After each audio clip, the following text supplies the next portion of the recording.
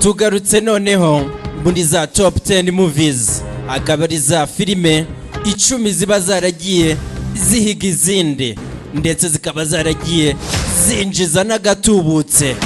Mwitegure mugiye kuzireba, ni filime 10, inyinshi arizo mwabonye ndetse n'iyo utarebye wajya ku Gasobanuye Times cyangwa se ku Gasobanuye Store, aho hose niho wazisanga. Iyo wabura wandike comment turayikugezaho, ndetse tubibutsa yuko ari na nyinshi mutabonye tugiye kubakorera. Tuzajya tubaha incamake nyinshi zitandukanye kuri filime ndetse amadokumentari, uburyo amafilime yagiye akinwa. Ibyo byose mugiye kuzya mubisanga hehe? Ku gasobanuyetimes.com ni YouTube channel twabazaniye. Tugiye kureba urutonde rw'izo filime, mwitegure. Ndetse tubibutsa yuko subscribe, mukore na share ndetse na comment. Mwarebye filime nyinshi ariko izi ni zahize izindi, reka turebe. Ni nyinshi, mwitegure, mwibuke gukora subscribe ndetse mukore na share. Zose tugiye guhera ku rutonde rwa mbere. 10 tumanuka bayise Hidden Striker cyangwa se Hidden Striker. Iyo murayizi irimo John Cena ndetse na Jackie Chan. Murabyibuka ubwo Abashinwa bari barimo bararwana kugira ngo barinde izo zose mwagiye muzibona, Jackie Chan ndetse na John Cena. Ibyo byose nibyo mwabonye. Turabibutsa yuko Hidden Strike yagiye yamamara hirya no hino. Biri kuvugwa ko iri no muri filime zinjije amafaranga menshi cyane kubera ko zari zahuriyemo aba bakinnyi b'abanyabigwi, cyane cyane uyu w'umunyamerika ariwe John Cena ndetse na Jackie Chan. Ije ku rutonde ku mwanya wa 10. Ibyo byose byarabaye ubwo baribo barashaka guhagarika ikihebe. Byose mwarabibonye, ndetse byose ukuntu yagiye amwigisha n'ibyagiye bigaragara. Army of the Dead nayo ije ku mwanya wa 9. Army of the Dead zose mwarazirebye, harimo Batista, Dave Batista, akaba ari n'umukinnyi wa wrestling, bya bindi mwita catch. Izo zose ni filime bivugwa yuko zagiye zihiga izindi kandi zinjije n'amafaranga menshi kurusha izindi. Tubibutsa yuko mukore subscribe kuri YouTube channel Agasobanuye Times Army of the Dead. Mwibuke no kujya ku gasobanuyetimes.com, naho izi filime ziriho, ndetse na Gasobanuye Store. Ibyo byose byabaye mwarabibonye. Nakubwiye ngo yinjije amafaranga menshi, ndetse ni nabyo turi buze kubakorera mu rutonde rukurikira, tubereka ukuntu yinjije menshi. Day Shift murayizi nayo ije ku mwanya wa 8. Umukinnyi nkande Jamie Foxx, aho yarari marahigana n'amavampire. Byose mwarabibonye. Abatarayibonye twabahaye link y'ahantu mwayikura. Iyi nayo yaje ku rutonde rwa filime zinjije amafaranga menshi, yahize izindi, aho bari barimo bararwana n'uburyo bagirute barwanya amavampire. Bayise Day Shift, ndetse yagaragayemo umukinnyi w'imena ni Jamie Foxx, ndetse muraza kubonamo Snoop Dogg, akaba ari n'umuraperi uwo munyamerika. Yaje ku rutonde ku mwanya wa 8. Ni za filime 10 byose mwarabibonye, ni za filime z'amahoro make. Turacyakomeza tubibutsa yuko tugeze kuri 7.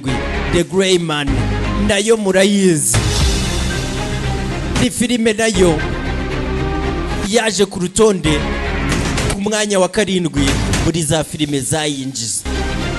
Chris Evans muramuzi, ni Captain America, benshi niko mumuzi.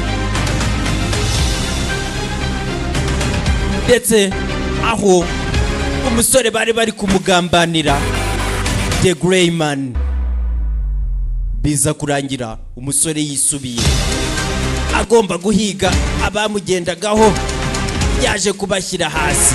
Ibyo byose nibyo muri kubona. Nababwiye ngo twabahaye website, ni ukujya muri Google Chrome yawe ukandikamo Agasobanuye times.com ukajyaho, cyangwa Agasobanuye store. Iyo uri buburura twandikira muri comment. Yije ku mwanya wa 7 muri filime zinjije agatubutse. Tugarutse ku mwanya wa 6. Iri ku mwanya wa 6 muzinjije benshi. Nababwiye ngo zose zirahari. Iyo uri bubure utubwira ati muyidukorere cyangwa se muyiduhe. Abo ngabo harimo nde Idris Alba, yagarutse muri iyi ngiyi nawe mwamubonye muri nyinshi, nawe iyi ngiyi yarimo, ndetse nayo ije ku rutonde rwa filime zinjije menshi. Bahise ngo iki The Harder Day 4, nuko nayo ijemo Idris Alba. Ni filime zagiye zihiga izindi. Ibyo byose byabaye ubwo yari arimo arashakisha uburyo yatabara. Mwarazirebye nyinshi. Mwibuke gukora subscribe. Baramushakishaga ariko yari ahari. Tugaruke ku mwanya wa 5, bayita The Old Guard.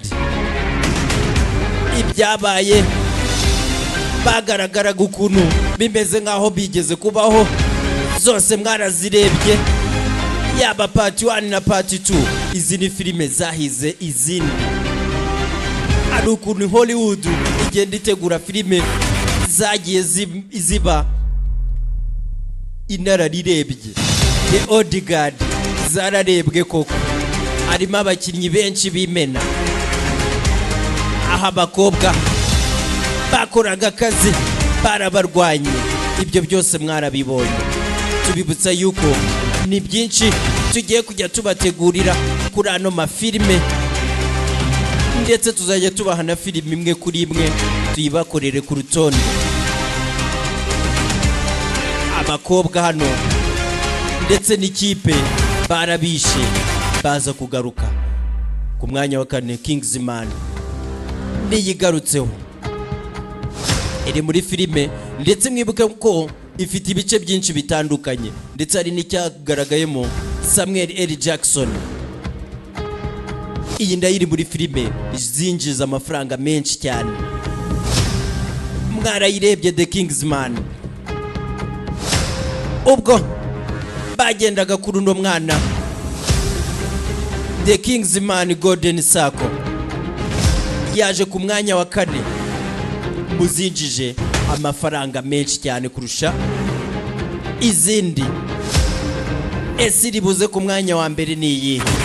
Mukurikire abatarazibonye, twababwiye aho muri buze kuzisanga. Rugamba rwo ni za filime z'amahoro make. The Kingsman Golden Circle.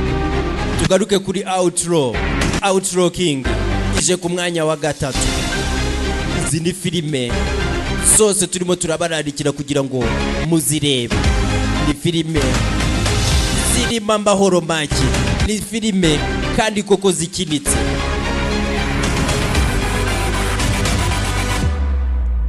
The Kingsman Outlaw, The Outlaw King. Ubwo bari bagiye kumumanika, abaturage bari bahari, byose byaje guhagarikwa.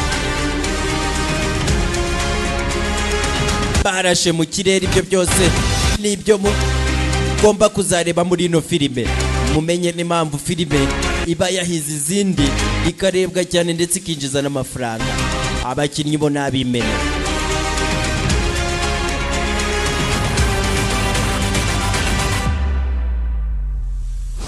Iracyakomeje. Tujye ku mwanya wa 2, Equalizer 3. Umukinnyi nka Denzel Washington muramuzi.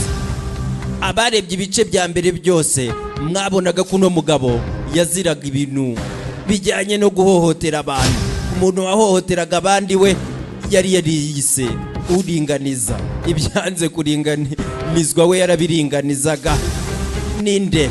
Denzel Washington, Equalizer 3 nayo yaje ku mwanya wa 2 muzinjije agatubutse. Ni urutonde rwashyizwe hanze na Hollywood, natwe turayibazanira tubibutsa ko wibuke gukora subscribe. Nibwo ibigabo yabiteye akabishyira hasi, ubwo byari byashimusa abana. Byose nibyo muzabona. Mwibuke kujya ku Gasobanuye Times, ni hizi filime mwazisanga.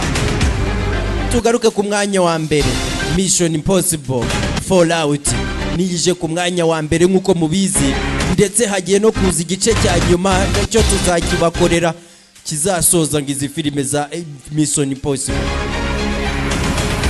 Murabyibuka ubwo bashakaga guturitsa igisasu, nibwo FN agent Tom Cruise yaje guhangana nabo bose bashakaga kugira ngo barimbure bakoresheje igisasu. Ibyo byose nibyo muzabonamo. Ni filime z'amahoro make, ni action gusa. Tubibutsa yuko ibi byose turimo tubibategurira kubera urukundo tubakunda, nta kindi. Niyo mpamvu namwe turabasaba ko mugomba gukora subscribe, mugakora na comment na share, ndetse abantu mukunda ama documentaire cyangwa se ibyegeranyo by'aba basitari byihariye amateka yabo, ibyo byose mugiye kujya mubisangaho hano ku Gasobanuye Times. Niyo YouTube yanyu twabahitiyemo izajya inyuraho ibintu bijyanye na Gasobanuye n'abakunzi ba filime n'ama movies. Iyi niyije ku mwanya wa mbere, bayise Mission Impossible Fallout. Tom Cruise ni benshi bagaragayemo.